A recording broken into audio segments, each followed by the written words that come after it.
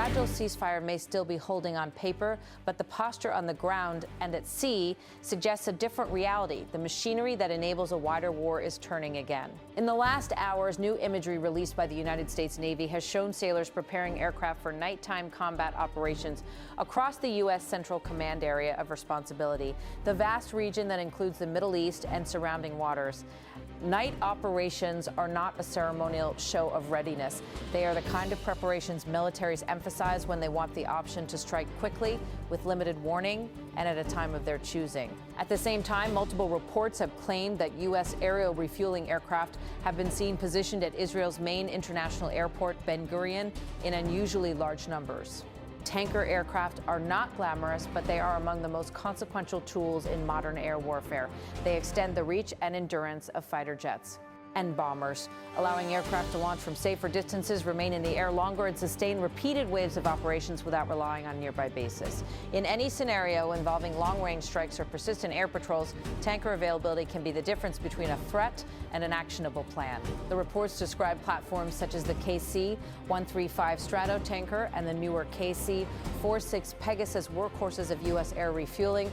While the precise number and basing details have not been officially confirmed in public in the way these reports describe, the broader point remains. The visible signals from naval flight deck preparations to refueling capacity are aligning with the kind of posture associated with escalation planning. All of this is unfolding against a political backdrop that has become more combustible by the hour.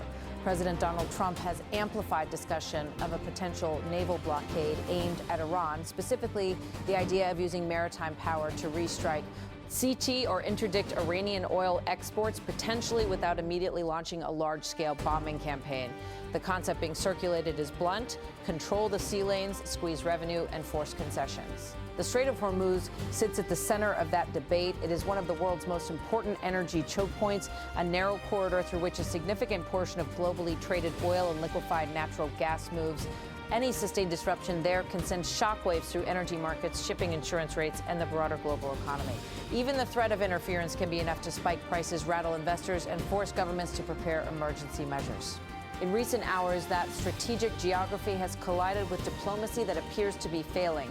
Talks between Washington and Tehran, held in Islamabad, ended without a deal after a long negotiating session. Both sides publicly acknowledged that the negotiations did not produce an agreement. And the issues dividing them remain substantial, especially around Iran's nuclear program, verification, and the wider regional security environment that increasingly includes maritime threats and counter-threats. Iranian officials described the discussions as intensive, but said the demands from the U.S. side were excessive. One Iranian representative laid out the impasse in unusually direct terms, saying, "The reality is on a number of different issues, we have come to some understandings. However, regarding two or three crucial issues, the perspectives were quite divergent. And ultimately, these discussions did not lead to any consensus or agreement." Asked, he added, another significant point that needed to be taken into consideration was the inherent complexity of the subjects and the prevailing circumstances. Asked, and he noted that the scope of the talks had expanded, saying, some new topics were added to the negotiations, this time such as the issue of the SNT, I-8 of hormones, or perhaps the entire region. After Iranian state-linked media then reported that Tehran had no plan, at least immediately, for a next round of negotiations. The message being projected from Iran is not one of retreat, it is one of resistance, arguing that Washington is using talks to gain leverage and optics while maintaining maximalist demands. On the U.S. side, the public messaging has been equally uncompromising. A senior U.S. official involved in the talks described the outcome as a failure and framed it as more damaging for Iran than for the United States. He said, "The bad news is that we have not reached an agreement, and I think that's bad news for Iran much more than it's bad news for the United States of America." He emphasized that Washington had defined clear boundaries, saying, "We've made very clear what our red lines are, what things we're willing to accommodate them on, and what things we're not willing to accommodate them on." Then he delivered the central demand, but the simple fact is that we need to see an affirmative commitment that they will not seek a nuclear weapon and they will not seek the tools that would enable him to quickly achieve a nuclear weapon. That official also underscored that the U.S. focus is not simply on the present moment, but on long-term intent and capability. He said, but the simple question is, do we see a fundamental commitment of will for the Iranians not to develop a nuclear weapon? Not just now, not just 2 years from now, but for the long term. We haven't seen that yet. We hope that we will. He described the U.S. delegation as staying in constant communication with leadership throughout the negotiations and portrayed the final U.S. position as a take-it-or-leave-it offer, saying, asterisk, so look, we were constantly in communication with the team because we were negotiating in good faith. And we leave here with a very simple proposal, a method of understanding, that is. Our final and best offer, we'll see if the Iranians accept. After diplomacy stalls, reports of military movements are multiplying. Russian state media and other outlets have claimed that the Pentagon is sending additional warplanes to the Middle East, along with more personnel. One report cited a U.S. official as saying that additional troops and attack aircraft have been deployed and that elements of the 82nd Airborne Division are being used for ground operations. Independent confirmation of the exact figures and mission sets in such reports can be difficult in real time, but the pattern fits the broader escalation logic: reinforce, reposition, and create options. The uneasy question is whether these are precautionary deployments meant to deter Iran or preparations that could enable rapid offensive action if the political decision is made. That uncertainty is compounded by President Trump's own public posture. In remarks made as negotiations were underway, he framed the situation as a U.S. victory regardless of the outcome and dismissed the significance of whether a deal is reached. She said, asterisk, look, regardless, we win. Regardless what happens, we win. We totally defeated that country. He continued, asterisk, maybe they make a deal, maybe they don't. Doesn't matter. From the standpoint of America, we win. Asterisk, taxes moving and being loaded. Then he returned to a theme he repeated several times, that the United States has already achieved decisive military success, that the United States has already achieved decisive military success. He said, asterisk, we're in very deep negotiations with Iran. We win regardless. We've defeated them militarily. Asterisk, in the same remarks, President Trump described Iranian naval capabilities in sweeping terms, including claims of extensive destruction. He said, asterisk, we defeated all of their water boats, too. Their navy is gone. 158 ships. He added, asterisk, we have minesweepers out there. We're sweeping T. He's straight. Absolutely, asterisk. Whether we make a deal or not makes no difference to me, and the reason is because we've won. Absolutely repeating claims that Iran's key military systems and leadership had been eliminated. He said, asterisk, we defeated their navy, we defeated their air force, we defeated their anti-aircraft, we defeated their radar, we defeated their leaders are all dead. He also said, now all we do is we'll open up the strait, even though we don't use it because we have a lot of other countries in the world that do use it. Those statements delivered publicly raise the temperature in an already volatile environment.